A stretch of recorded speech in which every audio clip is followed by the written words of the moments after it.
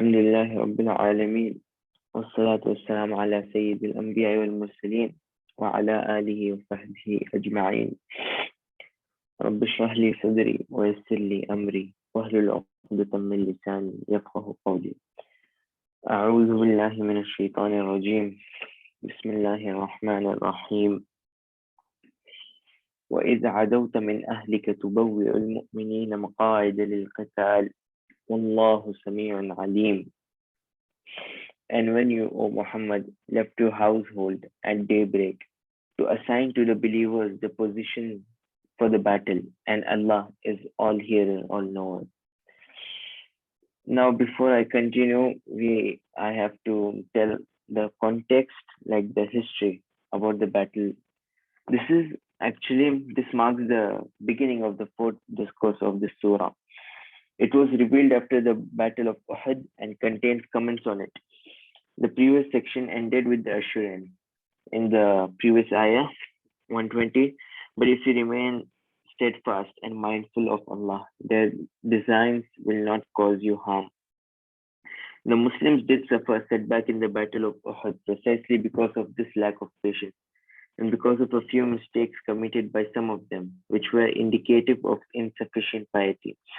This discourse, therefore, is quite appropriate and warns the Muslim against such weakness. The discourse contains a precise and instructive commentary on all the main events connected with the Battle of Uhud. In order to appreciate this, it is appropriate to refresh our minds as to the situational context of its revelation. In the beginning of Shawwal 3 the Quraysh attacked Medina with an army of 3,000 men. In addition to their numerical superiority, they were also much better equipped. Moreover, they sought to avenge their loss in the Battle of Badr. The Prophet, peace be upon him, and his closest companions were of the opinion that they should defend themselves from within the boundaries of Medina. There were, however, several young people who longed for martyrdom and felt aggravated at not having had the opportunity to fight in the Battle of Badr. They insisted that the enemy should be resisted outside the confines of Medina. The Prophet gave in to their demands and decided to march out of the city to meet their enemies. 1,000 people accompanied him. Of these, Abdullah bin Ubayd broke away along with his 300 followers after reaching the place called Shout. This happening as it did just before the commencement of the battle created such perplexity and confusion that the people of Banu Salama and Banu Haditha wanted to turn back, and it took some effort on the part of the companions to persuade them not to. The Prophet advanced with the remaining 700 Muslims and lined up his troops at the foot of Mount Uhud in such a manner that the mountain was behind and the Quraysh army in front of them. There was only one mountain pass from where the Muslims could be subjected to a surprise attack.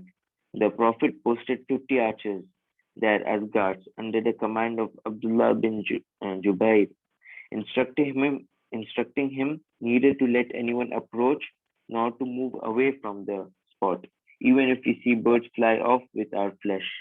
The Prophet said, "Still you must not move away from this place." Then the battle commenced. In the beginning, the Muslims proved the better side, but instead of maintaining their onslaught until they had assured complete victory, they were overcome by the temptation of booty and turned to collecting the spoils. When the archers, whom the Prophet had posted to repel the attack of the enemy from the rear, saw that the enemy had taken to its heel and that people were collecting booty, they too joined the melee and began to do the same. Abdullah bin Jubayr tried to persuade them not to leave their posts by reminding them of the Prophet's directive. Hardly anyone heeded to him. Khalid bin Walid, who was still a kuffar at that time, who was who was an unbeliever and who was commanded the Quraysh cavalry, seized his opportunity. He rode with his men around Mount Uhud and attacked the flank of the Muslim army through the pass. Abdullah bin Jubair depleted forces tried unsuccessfully to resist the attack. The fleeing soldiers of the enemy also returned and joined the attack from the front, and the scales of the battle turned against the Muslims. The suddenness of these attacks from both the rear and the front caused such confusion that many fled. Then the rumor spread that the Prophet himself had been martyred. This news shattered whatever presence of mind the companions had left, and led many who had stood firm to lose courage altogether. At this moment, there remained around the injured and bleeding Prophet, peace be upon him, no more than 10 or 12 loyal persons who had staked their lives for his sake. Defeat seems inevitable. Fortunately, however, the companions realized that the Prophet was still alive. They therefore advanced towards him from all sides, rallied around him, and led him to the safety of the mountain. It remains a mystery why the unbelievers of Makkah held back when victory was within their grasp. The Muslim ranks were in such disarray that they could have been pushed to resist further. The next ayat is همت طائفتان منكم أن تفشلا والله ولي والله وليهما وعلى الله فليتوكل المؤمنون. When two parties among you were about to lose courage, and Allah was their protecting friend, and upon Allah let the believers put their trust. This refers to Banu Salama and Banu Haritha, whose morale had been undermined as a result of the withdrawal of Abdullah bin Ubay and his followers.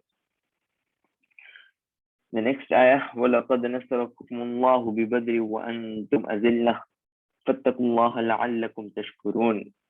And Allah had already given you the victory at Badr while you were weak. So fear Allah that you may be grateful. إذ تقول للمؤمنين ألن يكفيكم أن يمدكم ربكم ب3,000 من الملائكة منزلين. When the Muslims saw, when you said to the believers, it is not sufficient for you that your Lord should support you with 3,000 angels sent down. When the Muslims saw that their enemies numbered 3,000, while 300 out of their army of 1,000 had departed, they began to lose heart. It was on this occasion that the Prophet spoke these words to them. بلى إن تصبروا وتتقوا ويأتوكم من فورهم هذا يمددكم ربكم ب5,000 من الملائكة مسومين. Nay, but if you are patient and fear Allah and they, the enemy, come to you suddenly, your Lord will help you with 5,000 angels having marks of distinction. The scholars of Tafseer differ over whether the promise contained in this ayah referred to the battle of Badr or Uhud. The first view are that there are two opinions about this. One of them saying that Allah's statement is the lil mu'minin. Remember when he said to the believers, is related to his statement, وَلَقَدْ نَصَرَكُمُ اللَّهُ بِبَدْرٍ, and Allah has already made you victorious at Badr. This was reported from Al-Hasan al-Basri bin Anas and several others. Ibn Jarir also agreed with this opinion. Abbas bin Mansur said that Al-Hasan said that Allah's statement is تقول للمؤمنين علي يكفيكم أن يمدكم ربكم ب3,000 من الملائكة. Remember when you said to the believers, is it not enough for you that your Lord should help you with 3,000 angels? It's about the battle of Badr. Ibn Abi Hatim also recorded the statement. Ibn Abi Hatim then reported that Amr Shabi said, on the day of Badr, the Muslim received information that Qurs bin Jabir, a prominent tribe chief, was aiding the idolaters, and this news was hard on them. So Allah revealed, أَلَيْ يَكْفِيكُمْ أَن يُمِدَّكُمْ رَبُّكُمْ ب3,000 من الملائكة منزلين. Is it not enough for you that your Lord Allah should help you with 3,000 angels sent down until Musawwimin, having marks of distinction? The news of the defeat of the idolaters at Badr reached Qurs, and he did not reinforce them, and thus Allah did not reinforce the Muslims with the 5,000 of angels. As for Rabi bin Anas, he said Allah supported the Muslims with 1,000 angels, then the number reached 3,000, then 5,000. So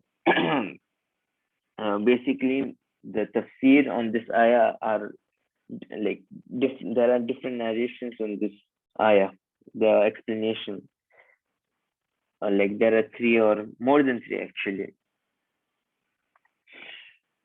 Mm, moving to the next ayah.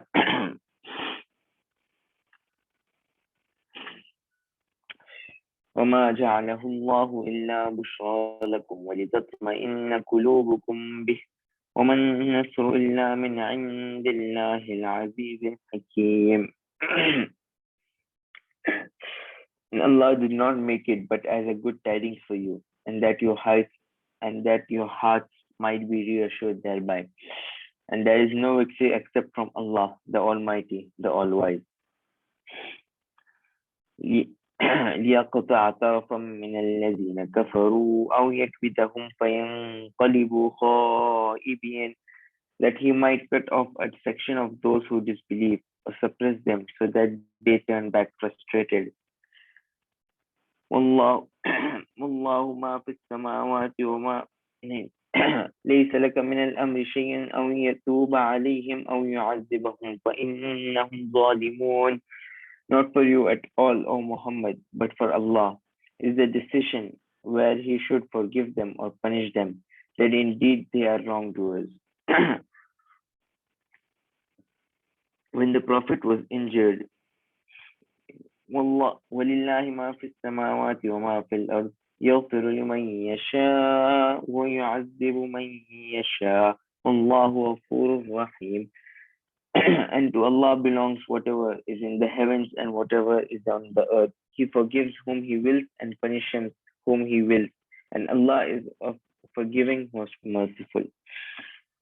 So the explanation of these ayahs are actually summed up like when the Prophet was injured, he uttered words of imprecation against the unbelievers. How can a people that injures its own Prophet attain salvation? So these verses are in response to that utterance. So that's it for today. وآخر دعوانا أن الحمد لله رب العالمين